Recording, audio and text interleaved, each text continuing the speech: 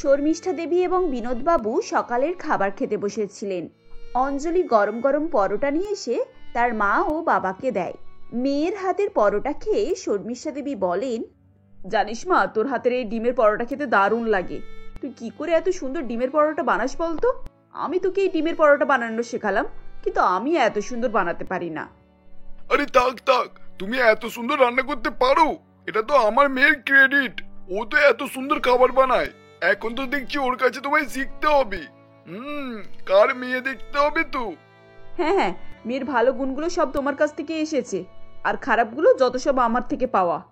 আহা, তুমি রেগে যাচ্ছ কেন? যা সত্যি তাই বললাম। আমার মেয়ের রান্নার হাত অসাধারণ। ওর শ্বশুর বাড়ি গিয়ে আমার নামটা উজ্জ্বল করবি। ও শাশুড়ি কখনোই বলতে পারবে না যে তোমার বাবা মা কি শিখিয়েছে। এ কথা শুনে সবাই হাসতে আরম্ভ করে। সত্যি অঞ্জলি খুব সুন্দর ডিমের পরোটা বানাতে পারত।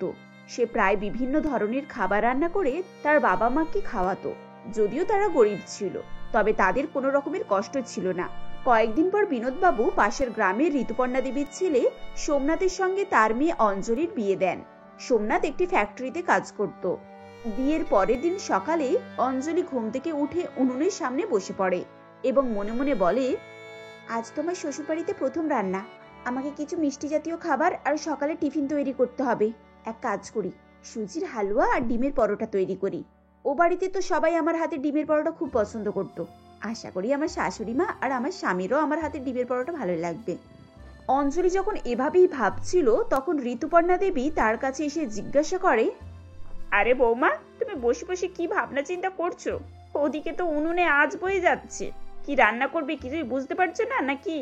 শোনো, তোমার যেটা সুবিধা হয় তুমি সেটুকুই রান্না করো, কোনো চাপ নেই। না না মা, রান্না বান্না আমি মোটামুটি করতে পারি। রান্না করতে আমার কোনো সমস্যা হবে না।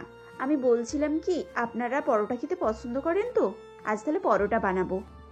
আমি সব রকমেরই খাবার খাই মা, আমার কোনো কিছুতেই আপত্তি নেই। তবে সোমনাথ পরোটা খুব একটা পছন্দ করে না, কিন্তু দিলে একটু আধটু খেয়ে নেবে। শোনো, তুমি পরোটাই বানাও, আজকে আমরা পরোটাই খেয়ে নেব। এরপর অঞ্জলি ভালো করে মশলা দিয়ে চটপটে এবং মজাদার ডিমের পরোটা বানায় ও সবাইকে খেতে দেয়।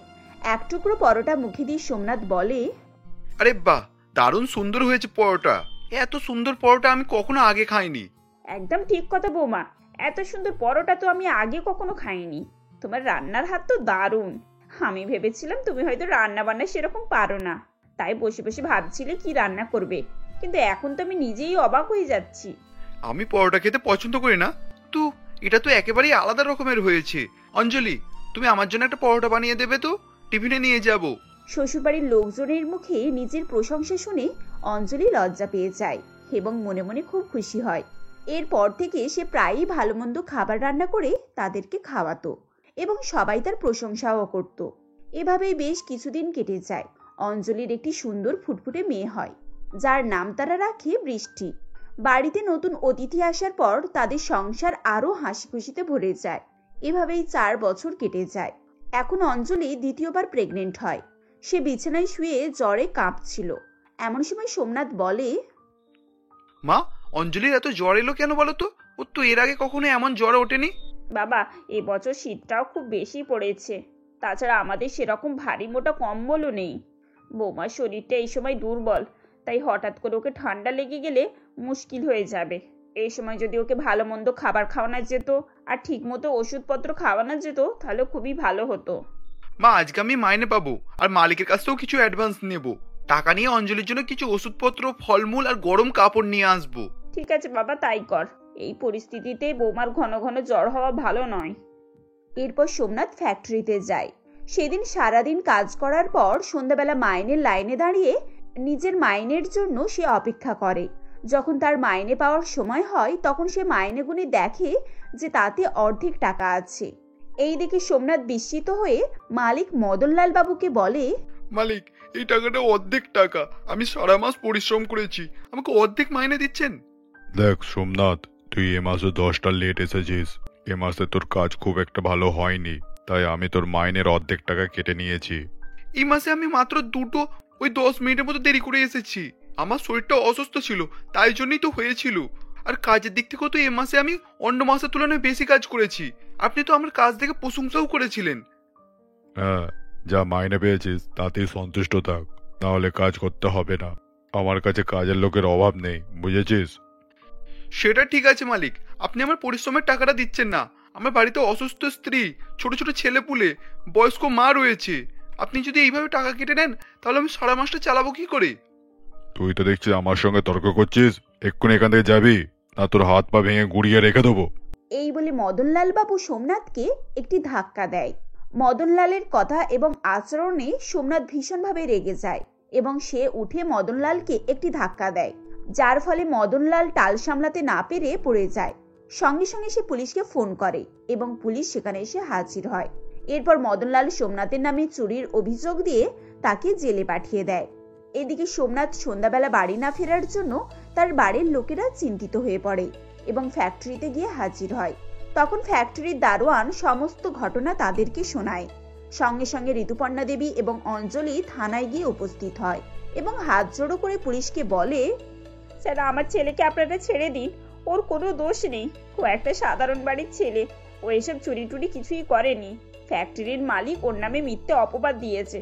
আপনি আমার কথা বিশ্বাস করুন, আমার ছেলে নিরপরাধ। অফিসার, আপনি দেখতেই তো পাচ্ছেন আমার কি রকম পরিস্থিতি। আমার বাড়িতে আমার ছোট মেয়ে রয়েছে। আমার স্বামী এসব কিছুই করেনি। ফ্যাক্টরির মালিক মিচমিচে ওকে এখানে বন্দি করে দিয়ে গেছে। আপনি আমাদের উপরে দয়া করুন, ওকে ছেড়ে দিন। তুই যদি তোর স্বামীকে এখান থেকে সত্যিকারে নিয়ে যেতে চাস তাহলে জরিমানা 15,000 টাকা দিতে হবে। টাকা পেলেই ওকে আমরা ছেড়ে দেব। কি, 15,000 টাকা? আমরা এত দরিদ্র, আমরা 15,000 টাকা কোথায় পাবো বলুন? সে আমি কি করে জানবো? যেখান থেকে হোক জোগাড় করে আন, তারপর তোর স্বামীকে ছাড়িয়ে নিয়ে যা। টাকা না দিলে তোর স্বামীকে ছাড়াতেও পারবি না। অঞ্জলি ও ঋতুপর্ণা দেবীর কাছে 15,000 টাকা জমা দেওয়ার মতো সামর্থ্য ছিল না, তাই তারা দুঃখী মনে বাড়ি ফিরে আসে। এভাবেই এক সপ্তাহ কেটে যায়। তাদের বাড়িতে খাওয়া দাওয়ার জিনিসের অভাব দেখা দিতে শুরু করে। টাকা পয়সা না থাকায় তারা অনাহারে দিন কাটাতে থাকে। একদিন সকালে অঞ্জলি উঠানে দাঁড়িয়ে বমি করছিল। এমন সময় ঋতুপর্ণা দেবী তার কাছে এসে বলেন, আজ তো দেখছি তোমার শরীরটা খুব অসুস্থ। এটা নিয়ে 5 বার বমি করে ফেললে। এ কি, তুমি তো সোজা হয়ে দাঁড়াতেও পারছো না। বসো বসো, এখানে বসো, আমি হাতে মুখে একটু জল দিয়ে দিই। মা, কাল থেকে আমাদের কিছুই খাওয়া হয়নি, তাই শরীরটা বেশ খারাপ হয়ে গেছে, মাথাটাও কেমন ঘুরছে। এমন সময় বৃষ্টি কাঁপতে কাঁপতে সেখানে আসে এবং বলে, ঠাম্মা ঠাম্মা, আমার খুব খিদে পাচ্ছে, আমি আর বসে থাকতে পারছি না, আর খুব ঠান্ডাও লাগছে। হে ভগবান, এ তুমি কি ধরনের পরীক্ষা নিচ্ছ? একে তো আমার ছেলে জেলে আছে, তারপরে নাতনিটা আর তার মা আমার দায়িত্বে আছে। এদেরকে দিনে এক মুঠো খাবারও আমি দিতে পারছি না। বৌমা, তুমি বৃষ্টিকে সামলে রাখো, আমি দেখি কোথাও কিছু ব্যবস্থা করতে পারি কিনা। এই বলে ঋতুপর্ণা দেবী মন্দিরের কাছে আসে এবং হাত পেতে সবার কাছ থেকে কিছু সাহায্য দেওয়ার জন্য বলে। বৃদ্ধ মহিলাকে এভাবে দেখে লোকজন কিছু টাকা দেয়। দুপুরবেলা ঋতুপর্ণা দেবী দেখে তার কাছে 50 টাকার মতো হয়েছে এবং সঙ্গে সঙ্গে সেই টাকা নিয়ে তিনি কিছু খাবার কেনার জন্য বাজারে যান এবং দেখতে পান যে সেখানে বিভিন্ন রকমের খাবার বিক্রি হচ্ছে, যার দাম অনেক বেশি। এসব দেখে তিনি মনে মনে বলেন, আরে, এখানে তো ফুলকপির পরোটা, আলুর পরোটা, গাজরের পরোটা, চিকেন পরোটা সবই বিক্রি হচ্ছে, কিন্তু এসবের তো অনেক দাম। এক পিস পরোটায় 80-90 টাকা করে দাম, কিন্তু আমার কাছে তো মাত্র 50 টাকা আছে, এতে কি করে আমি খাবার কিনবো? এরপর হঠাৎ তার চোখ যায় একটি সাধারণ দোকানে, যেখানে প্লেন পরোটা বিক্রি হচ্ছিল। তিনি সেখানে গিয়ে দেখে এক পিস পরোটা 25 টাকা করে। তিনি 50 টাকার 2 পিস পরোটা কিনে বাড়ি ফিরে আসেন এবং অঞ্জলি ও বৃষ্টিকে পরোটা খেতে দেন। সেই পরোটাগুলি কম দামের হওয়াতে তাতে কোনো রকমেরই স্বাদ ছিল না, কিন্তু খিদের জ্বালায় তারা সেই পরোটা ভাগাভাগি করে খেয়ে নেয়। খাওয়া হয়ে গেলে বৃষ্টি বলে, ঠাম্মা, এই পরোটাগুলো তো একেবারেই ভালো নয়, কেমন ঠান্ডা মতো হয়ে গেছে আর তেলের গন্ধও ছাড়ছে। এর থেকে তো মা অনেক ভালো আর টেস্টি পরোটা বানায়। মা, তুমি কেন আর আগের মতো পরোটা বানাও না? বৃষ্টি ঠিক কথা বলেছে বৌমা, বাজারে কত ধরনের পরোটা বিক্রি হচ্ছে আর মানুষ খিদের জ্বালায় বেশি টাকা দিয়ে সেই সব কিনে খাচ্ছে। তুমি যদি তোমার হাতের তৈরি ডিমের পরোটা বানাও আর বিক্রি করো, তাহলে মানুষ আগ্রহ করে এসব জিনিস খাবে। সেসব তো ঠিক কথা মা, কিন্তু একটা পরোটার দোকান করার জন্য অনেক টাকা পয়সা লাগবে। আমাদের কাছে তো কোনো টাকা পয়সা নেই, কি করে আমরা পরোটার দোকান খুলবো বলুন তো? টাকা পয়সার ব্যবস্থা আমি করব মা, আমার বিয়ের আংটিটা এখনো আমার কাছে আছে, ওটা বিক্রি করি না হয় পরোটার একটা দোকান খুলে যাবে। এরপর ঋতুপর্ণা দেবী তার বিয়ের আংটি বিক্রি করে সেই টাকা দিয়ে পরোটা তৈরির সমস্ত সামগ্রী কিনে আনেন এবং পরের দিন অঞ্জলি সেসব দিয়ে ডিমের পরোটা তৈরি করে এবং দুই শাশুড়ি বৌমা মিলে বাজারে সেগুলোকে বিক্রি করতে যায়। পরোটা নিয়ে যাও, পরোটা, ডিমের পরোটা, সুস্বাদু মুখরোচক পরোটা, মাত্র 30 টাকায় এক পিস ডিমের পরোটা, মাত্র 30 টাকা। 30 টাকায় এক পিস ডিমের পরোটা শুনে কিছুক্ষণের মধ্যেই 2-3 জন লোক সেখানে এসে হাজির হয় এবং বলে, আরে তোমরা কি বলছো? 30 টাকায় এক প্লেট ডিম পরোটা, যেখানে সবজি পরোটা 80 টাকা, আর তোমরা এত সস্তায় কিভাবে ডিম পরোটা বিক্রি করছো? বাবা, আমরা খুব কম লাভ রেখে এই পরোটা বিক্রি করছি, যাতে করে সাধারণ মানুষ পেট ভরে খাবার খেতে পারে আর পয়সাও বেশি না লাগে। ঠিক আছে, আমাকে 2 প্লেট ডিম পরোটা দাও তো।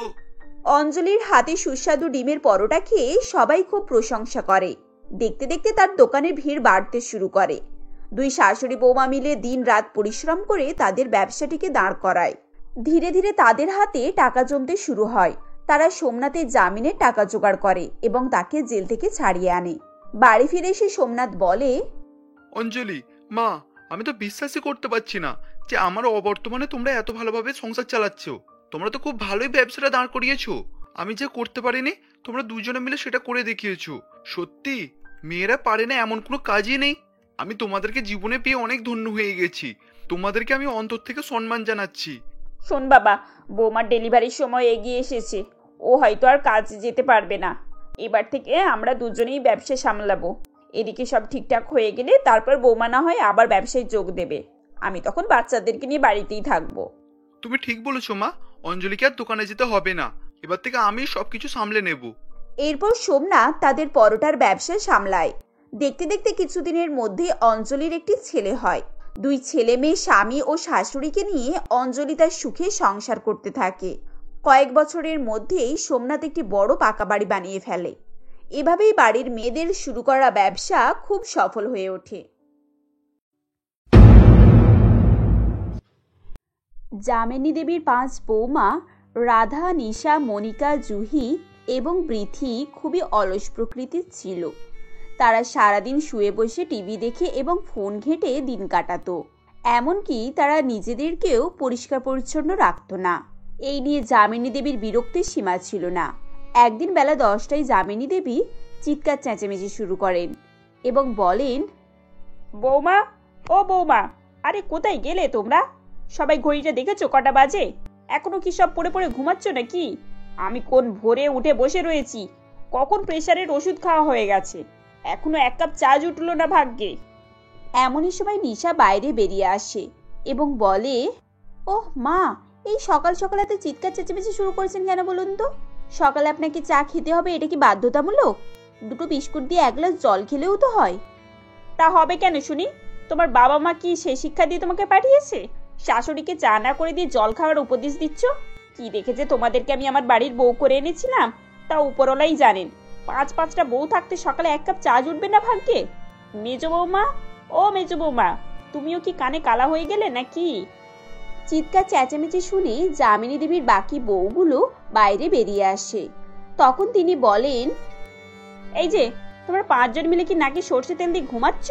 পাশের বাড়িতে গিয়ে দেখো, দুপুরে রান্না বান্না, ঘর মোছা, কাপড় কাচা সব কাজ সারা হয়ে গেছে। তোমরা কি ধরনের মেয়ে গো? তোমাদের বাপের বাড়িতে কি এরকমই চালচলন হয় নাকি? দেখুন মা, সকাল সকাল বাপের বাড়ির কথা নিয়ে খোঁটা দেবেন না।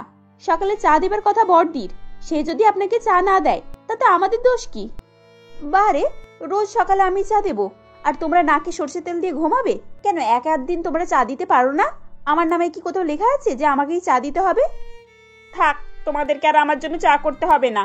তোমাদের কথা শুনেই আমার পেট ভরে গেছে। এখন সব আমার মাথার সামনে থেকে সরো আর গিয়ে দুপুরের খাবারের জোগাড় করো। আজ আমার খুব মাথা ধরেছে মা, দুপুরের খাবার বাকিরা করবে, আমি গেলাম একটু ঘুমাতে। রোজ রোজ তোমার একই বাহানা বড়দি। কোন দিন মাথা ধরে, কোন দিন পেট ধরে, কোন দিন পেট ব্যথা হয়। তোমাকে তো কোনোদিনও রান্না বান্নাতে একটু সাহায্য করতে দেখিনি। আমি আর মেজো বৌদি মিলেই সমস্ত রান্না বান্না করি। মা, আপনি বরং কাজগুলো ভাগাভাগি করে দিন। এভাবে চললে তো যে কেউ ফাঁকি দিয়ে বেরিয়ে পড়বে। তোমরা কেউ কম নয়, বুঝেছো? একটার থেকে আরেকটা বেশি বড় ফাঁকিবাজ। ঘরের অবস্থা দেখো, কোনো লোকজন যদি ঘরে এই সময় ঢুকে পড়ে তাহলে লজ্জার সীমা থাকবে না।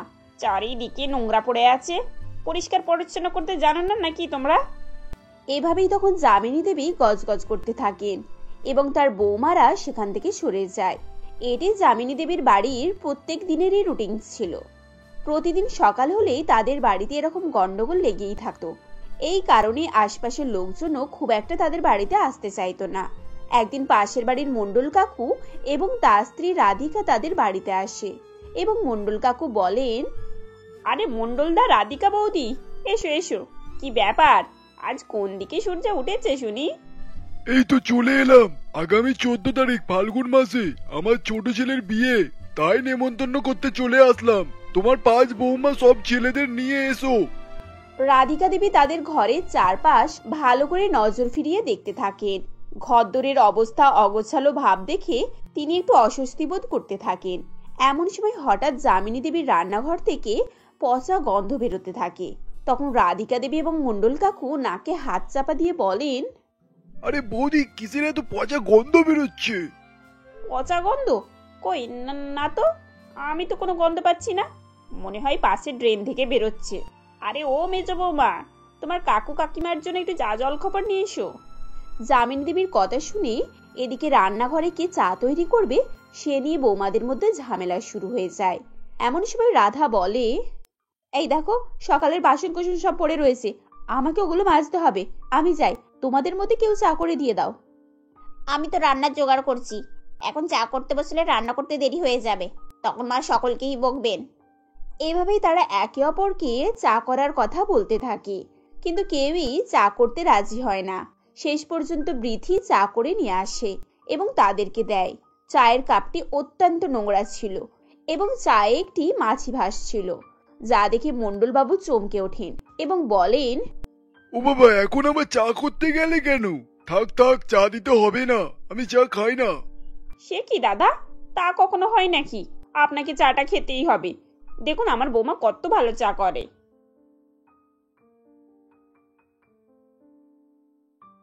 এই বলে মণ্ডলবাবু এবং রাধিকা দেবী তড়িঘড়ি করে সেখান থেকে উঠে কোনো রকম ভাবে পালিয়ে বাঁচেন। তখন বৃথি চায়ের কাপটি টেবিলের উপরে রেখে চলে যায়। এমনই সময় যামিনী দেবী বলেন, থাক, কেউই যখন চাটা খাবে না, আমিই খেয়ে নিই। সকাল থেকে তো আবার চাই খাওয়া হয়নি। এই বলে তিনি চায়ের কাপ হাতে তুলে চুমুক দিতে যাবেন কি ঠিক তখন লক্ষ্য করেন চায়ের কাপটি অত্যন্ত নোংরা এবং চায়ের কাপে মাছি পড়ে রয়েছে, যা দেখে তিনি আঁতকে ওঠেন এবং চিৎকার করে বলেন, বৌমা, ও বৌমা, দেখে যাও চায়ের অবস্থা। তাই তো বলি, ওনারা হঠাৎ করে কেন এমন ভাবে উঠে পড়লেন? তোমাদের নোংরামো দেখে তো আশপাশের লোকজন আমাদের বাড়িতে আসাই বন্ধ করে দেবে। ছি ছি ছি ছি ছি ছি, কপাল, সবই আমার কপাল, না হলে এই গ্যাদ্দর নোংরা বৌমা আমার কপালে জোটে। এভাবেই কিছুদিন কেটে যায় এবং দীপাবলির সময় চলে আসে। একদিন যামিনী দেবী তার 5 বৌমাকে ডেকে বলেন, শোনো বৌমারা, 15 দিন পরে দীপাবলি। গিয়ে দেখো পাড়ার সমস্ত বৌমা শাশুড়িরা তাদের ঘরদোর পরিষ্কার পরিচ্ছন্ন করছে। তোমরা 5 জন রয়েছো, তার সঙ্গে আমিও একজন আছি, মোটা আমরা 6 জন। আমরা 6 জন মিলে পরিষ্কার পরিচ্ছন্ন করলে 2 থেকে 3 দিনের ভেতরেই আমাদের ঘরদোর পরিষ্কার হয়ে যাবে। তাই বলছি, প্রত্যেকদিন কাজের পরে সবাই মিলে হাতাহাতি করে ঘরদোরগুলো একটু পরিষ্কার করবে, বুঝেছো? মা, সকাল সকাল তো আমি রোজ বাসন কোসন ধুই, অত কাজ করার পর আমি আর ঘর পরিষ্কার করতে পারবো না। আর আমি তো সবার কাপড় কাচি, ওই অত কাপড় কেচে রোদে শুকনো করা, তারপর তোলা, এই করতে করতে আমার কোমরের ব্যথা শুরু হয়ে যায়। ওই কোমরের ব্যথা নিয়ে আমি আর ঘর পরিষ্কার করতে পারবো না। মা, আপনি তো জানেন আমার হাঁটুর ব্যথা, আমি বেশিক্ষণ দাঁড়িয়ে থাকতে পারি না। ঘরদোর পরিষ্কার করা আমার দ্বারাই হবে না, আমি রান্না বান্না করাতেই ঠিক আছি। এভাবে এক এক করে তারা 5 বৌমাই ঘরদোর পরিষ্কার পরিচ্ছন্ন করার ব্যাপার নিয়ে বাহানা দেখায়। তখন মনিকা দেবী বিরক্ত হয়ে সেখান থেকে চলে যান।